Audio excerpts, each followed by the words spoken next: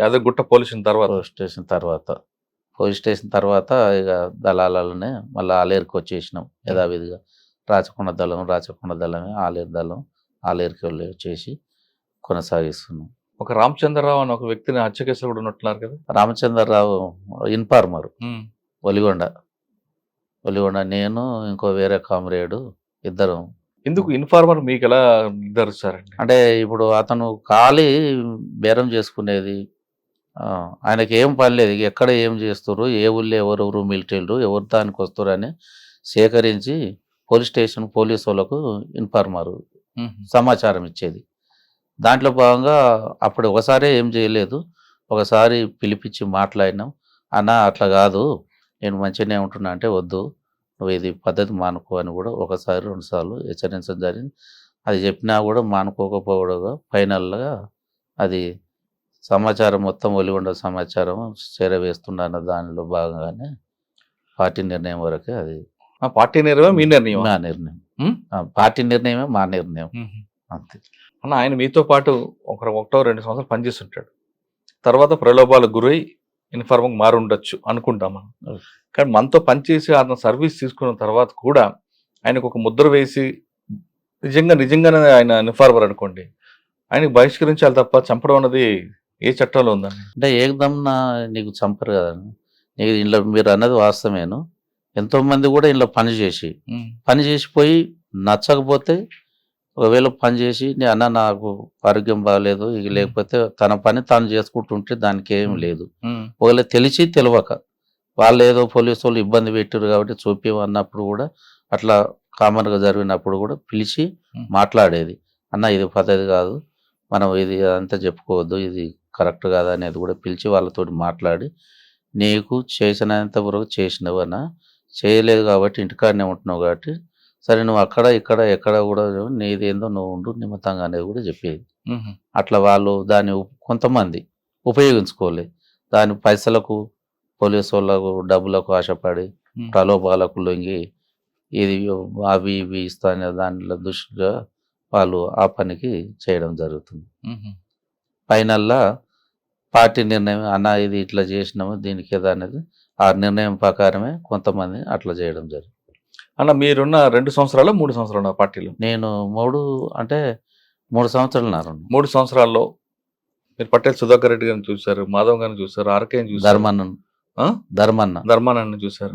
వీళ్ళందరిలో ఎవరిది ఎక్కువ బాగుంటుంది సరే అంటే పని చేయడంలో కానీ పని చేయించుకోవడంలో కానీ లేదంటే మాటలతో పాటలతో వాళ్ళకి ఆకర్షించేలా చేయడం కానీ స్పీచ్ ప్రభావం కానీ ఎవరిది నలుగురిలో బాగుంటుంది? ఒక్కొక్కరిది ఒకలాగా ఉంటుంది, అందరూ ఒకేలా ఉంటుంది. అవును, అందరిది ఎవరు స్పీచ్ వింటే మనకి పార్టీలోకి వెళ్ళాలరా అనిపిస్తుంటది. దాదాపు చాలా మంది వరకు అంతే ఉంటది. దీంట్లో పోయిన వాళ్ళంతా ఒకసారి ఒక మనిషిని తీసుకొచ్చి ఆ విషయం చెప్తే అది అతడు కదిలేటోడు కాడు, నేను పోవాలని ఒక తపనే ఉంటది, అంత ఉంటది. అది ఆ విధంగా మనిషి అట్రాక్ట్ చేసే స్పీచ్ ఇచ్చేవారు సుధాకర్ అన్న లేదంటే మాధవ్ అన్న? పటేల్ సుధాకర్ అన్న కూడా బాగా అది చేసేది, మాధవ్ అన్న కూడా. కానీ మాధవ్ అన్న చాలా నెమ్మదొస్తాడు కదా, చాలా నెమ్మతం. దాదాపు మేము మా దళంతో ఆయనకు చాలా జిల్లా కమిటీ బాధ్యతలు కూడా చేసుకున్న అక్కడ రాష్ట్ర కమిటీ సభ్యుడిగా ఉండి చాలా రోజులు ఉండడం జరిగింది. మాధవ్ అన్న చిన్నది ఏమన్నా ఇబ్బంది వచ్చినా అట్లా కాదన్నా ఇట్లా అనేది దగ్గర పర్సనల్గా కూర్చోబెట్టుకొని అన్న ఏమన్నా ఇబ్బంది అవుతుందా, ఎట్లా ఉంది, ఏముంది అనేది మంచిగా మన చెప్పి మోటివేట్ చేసి పంపించేది.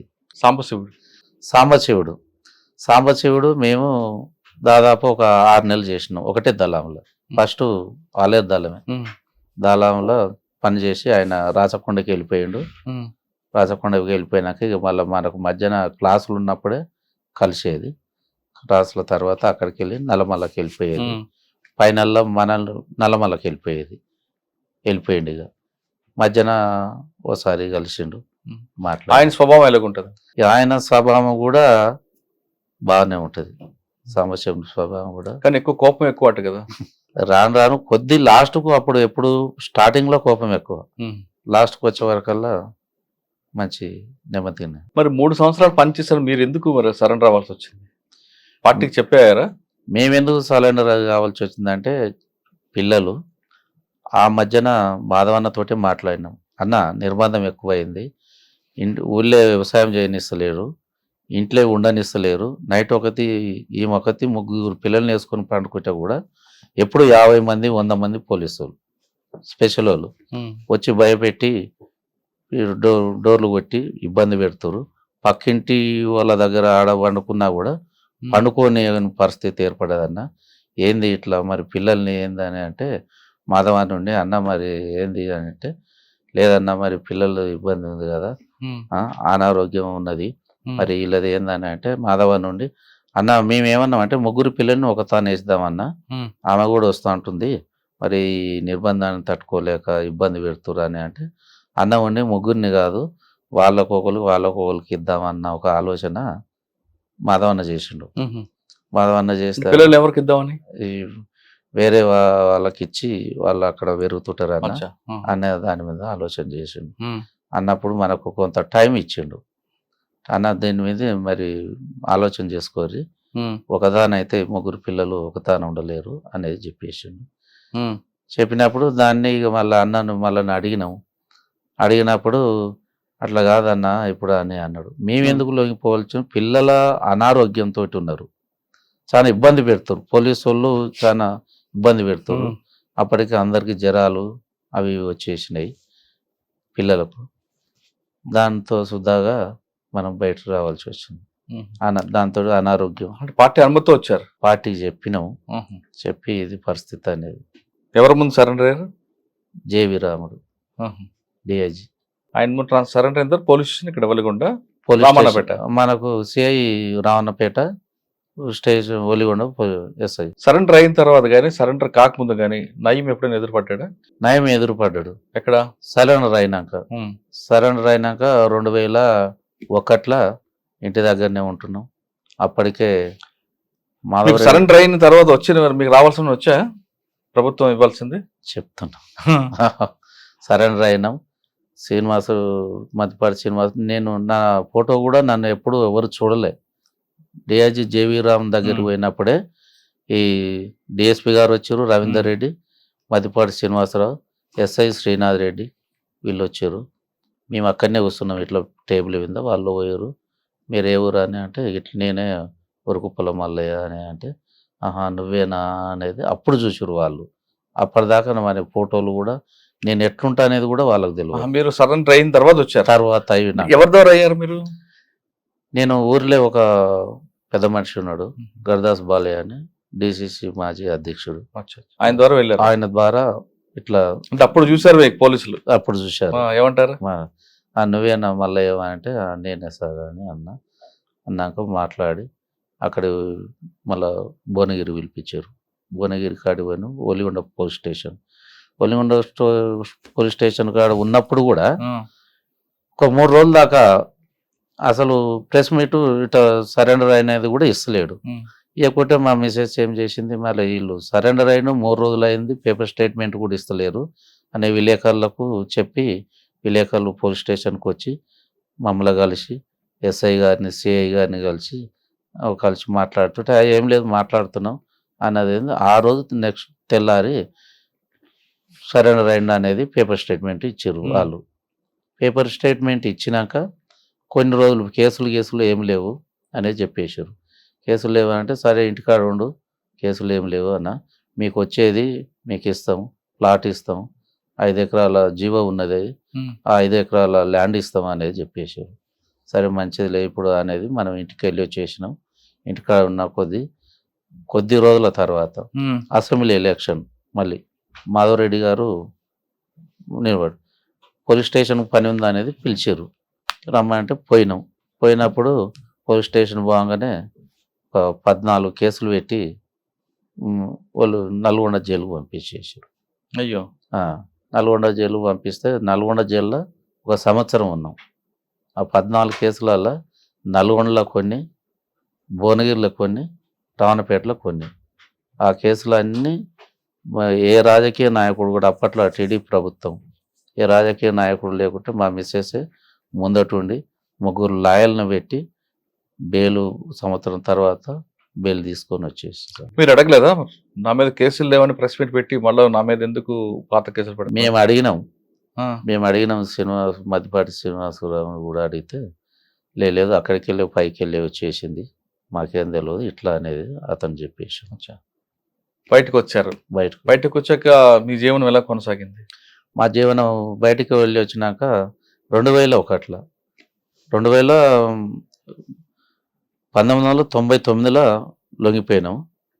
2001లో ఇంటి దగ్గర వండుకుంటూ ఉంటే తెలంగాణ ఉద్యమంలో భాగంగా కళ్యాణ్ యాదగిరి రెడ్డి అతను ఉండి తెలంగాణ ఉద్యమం అప్పుడు అందులోనే పోరాడారు పబ్లిక్ గురించి, ఇప్పుడు తెలంగాణ గురించి పోరాడవలసింది, మీరు తెలంగాణ పార్టీలకు రావాలా అనేది పిలిచి మాట్లాడినాక సరే అన్న నేను వస్తా అనేది చెప్పేసిన.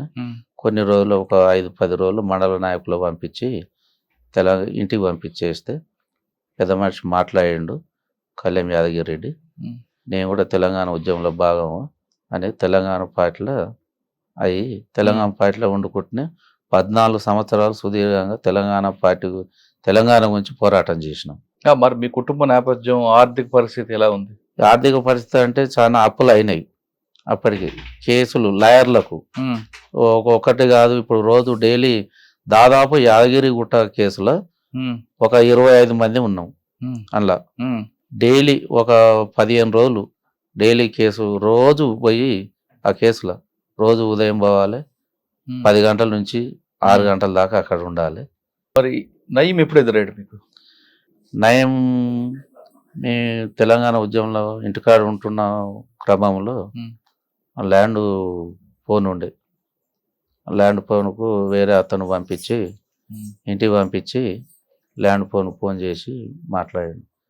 నువ్వు మాకు సరెండర్ కావాలి, నీకు డబ్బులు అవి ఇస్తాము, నువ్వు సరెండర్ కావాలి, మాతోటి పని చేయాలి అని అంటే నేను చేయలేమన్నా, మేము స్వచ్ఛందంగా వచ్చినాం, నీ అక్కడ ఇక్కడ కాదు ఊర్లోనే అనుకుంటున్నాం, మనకున్న కొద్ది వ్యవసాయంలో మనం చేసుకుంటూ ఉంటాం అంతే తప్ప కానీ మేము రామని చెప్పి. నయము ముందు ఒక వార్నింగ్ ఇస్తాడండి, అయితే అటైన్ ఉండాలి లేదా నా దగ్గర ఉండాలి, మధ్యలో ఉండకూడదు అంటాడు. అటువంటి వార్నింగ్ వచ్చిందా మీకు? ఇతను వచ్చి ఫోన్ చేసిన కొద్ది రోజులకు మళ్ళీ ఒకసారి నువ్వు అర్జెంటుగా భువనగిరికి రావాలా అని అన్నా. భువనగిరికి నేను ఒక్కనే వెళ్ళిపోయినా, కార్లో వచ్చిండు, కార్లో ఎక్కించుకొని ఏంది సంగతి అని నేను ఉండలేను, నా కింద పని చేయాలంటే నేను పని చేయలేను అని చెప్పేసి. పని చేయకుంటే మరి నువ్వు మళ్ళీ వాళ్ళు వస్తారు కదా, వాళ్ళకి సహకరిస్తున్నావు, నన్ను పట్టిస్తేందుకు నువ్వు ఆ పని చేస్తున్నావు, నేను అలాంటి పని ఏం చేస్తలేను, మేము వచ్చినాము క్రమంగా మన పని ఏందో మనం చేసుకుంటుంటున్నాం అంతే తప్ప కానీ అలాంటిది నిన్ను పట్టియాలి ఇంకోళ్ళకి వాళ్ళకు మేము కీడు చేయాలన్న ఒక ఆలోచన ఏం లేదు, నేను అట్లా రానని నేను చెప్పేసాను. తిప్పిండు ఒక 1-2 గంటలు తిప్పి లేదు నువ్వు రావాలి బాగుండదని అంటే నేను రానని చెప్పేసి పోతాను ఇడిచిపెట్టి వెళ్ళిపోయాడు. ఆ తర్వాత ఎప్పుడు మీ దగ్గర రాలేదు? ఇక అక్కడి నుంచి మన దగ్గరికి. నయంతో పాటు కొన్ని దందాలు చేశారా నువ్వు? లేదు దందాలు లేదు, దందాలు చేస్తే ఇట్లా ఎందుకు నువ్వు బెదిరింపులు పాల్పడ్డారని నయంతో కలిసి? లేదు సార్, నయం అయిపోయింది, ఇప్పుడు ప్రస్తుత పరిస్థితి ఎలా ఉంది? పరిస్థితి ఎట్లా ఉంది? ఇక అప్పటి నుంచి ఇప్పటిదాకా ఆర్థిక ఇబ్బందులతో కొట్టుమిట్టాడుతుంటున్నాయి. ఆ కేసులకు ఖర్చులు, ఈ లాయర్లకు కోర్టుల చుట్టూ తిరగడానికి మొన్న రీసెంట్గా 1 సంవత్సరం క్రితమే అయిపోయింది యాదగిరిగుట్ట. మీకు ఇవ్వాల్సిన 5 ఎకరాల భూమి ఇచ్చారా? ఇయ్యలే. మరి అడిగారా మీరు? మేము అడిగినాము, ఇస్తామని అంటారు. ఇప్పుడు కూడా 24 సంవత్సరాలు ఇస్తారు? ఇయ్యలే. మేము కూడా అడిగినాము, మాకు ఆ రోజు జనజీవన సమితిలో కలిస్తే 5 ఎకరాల భూమి ఇస్తున్నారు కదా సార్, మరి ఏందని అంటే వస్తుంది అనేది. కలెక్టర్ గారు కలిసి ఇప్పుడు కలిసారా? కలిసాము, పిటిషన్ కూడా ఇచ్చేసాం. ఏమంటారు కలెక్టర్ గారు? మేము అక్కడికి పంపించేస్తాం అనేది కలెక్టర్ గారు అంటున్నారు. అంటే మీరు ఆశపడి రాలేదు, కానీ అప్పుడున్న జీవో ప్రకారం మీకు ఇవ్వాల్సింది ఇచ్చారు. ఇవ్వాల్సింది ఇవ్వకుండా చేతిలో 5,000 పెట్టి పంపించుంటారు. కేసులు లేవు అన్నారు, కేసులు పెట్టారు, జైలు పాలు చేశారు. మీకు అనిపించలేదా ఈ అన్యాయం ఇలాగే ఉండాలా, మరి మరొకసారి మనం ఎదురిద్దామని కానీ ఇప్పుడు అంతా లేదు కదా సార్, అప్పటి పరిస్థితి కాదు అంత నెట్వర్క్. ఇప్పుడు అంతా తెలంగాణ గురించి పోరాటం చేస్తేనే తీసుకుపోయి జైల్లో వేసిన సంఘటనలు ఉన్నాయి. ఇప్పుడు పార్టీకి ప్రభుత్వానికి ప్రజలకి అంటే పార్టీకి ప్రజలకు మధ్యన గ్యాప్ ఎందుకు వచ్చిందంటారు? పార్టీకి ఒకప్పుడు పార్టీ అంటే ప్రాణం ఇచ్చే ప్రజలు ఉండేవారు. ఇప్పుడు ఎందుకు దూరం అవుతున్నారు? ఎందుకు దూరం అంటే కేసులతోటి వేధించడం వల్ల, భయాందోళన గురి చేసడం వల్లనే దూరం అవుతుంది. అంతే తప్ప వేరేది ఏం లేదు. అలా ఎందుకు అనుకోవాలి? ప్రభుత్వం చేసిన కార్యక్రమాల వల్ల ప్రజలు దగ్గర అవుతున్నారు ప్రభుత్వానికి అనుకోవచ్చు కదా. అట్లేదు సంఘటనలు లేవు కదా. ఇప్పుడు మమ్మల్నే చూడండి, జనజీవన సమితిలో రమ్మన్నారు, 14 కేసులు పెట్టిర్రు. మాకు ఇస్తున్న భూమి ఇస్తున్నవి కూడా ఇవ్వలేదు కదా. ఇదొకటి నిదర్శనం తీసుకోవచ్చు కదా, ఆదర్శం. 2005 తర్వాత పార్టీ క్రమేపీ ఆంధ్రప్రదేశ్లో కానీ తెలంగాణ తగ్గిపోయింది. తర్వాత 2016 తర్వాత ఇంక పూర్తిగా కనుమరుగైన పరిస్థితుల్లో ఇప్పుడు 2024లో మళ్ళీ ఉత్తర తెలంగాణలో పార్టీ రావడం, వేటూరు నాగర్లో ఒక ఎన్కౌంటర్, మీరేమనుకోవచ్చు? అంటే మళ్ళీ తిరిగి వస్తుంది అనుకోవచ్చా? లేదు అక్కడ ఛత్తీస్గఢ్లో ముమ్మరం చేశారు కాబట్టి ఇటు వచ్చారనుకోవచ్చా? లేదు తెలంగాణలో తమ ఉనికిని చాటుకోవడానికి వచ్చారనుకోవచ్చు? ఛత్తీస్గఢ్ ఏరియాలనే టోటల్గా దించి అక్కడ ఉండలేని పరిస్థితి ఉన్నది కాబట్టి మొత్తం ఇక్కడ రావడం జరుగుతుంది అనేది అంటే పార్టీ వచ్చినా సరే ఇక్కడ మనుగడ ఉందంటారా? మనగడ ఉందని అనుకుంటే ఉండొచ్చు, ఉండకపోవచ్చు. ఇప్పుడు ఈ పరిస్థితులల్లో చాలా గడువు పరిస్థితి ఇప్పుడు.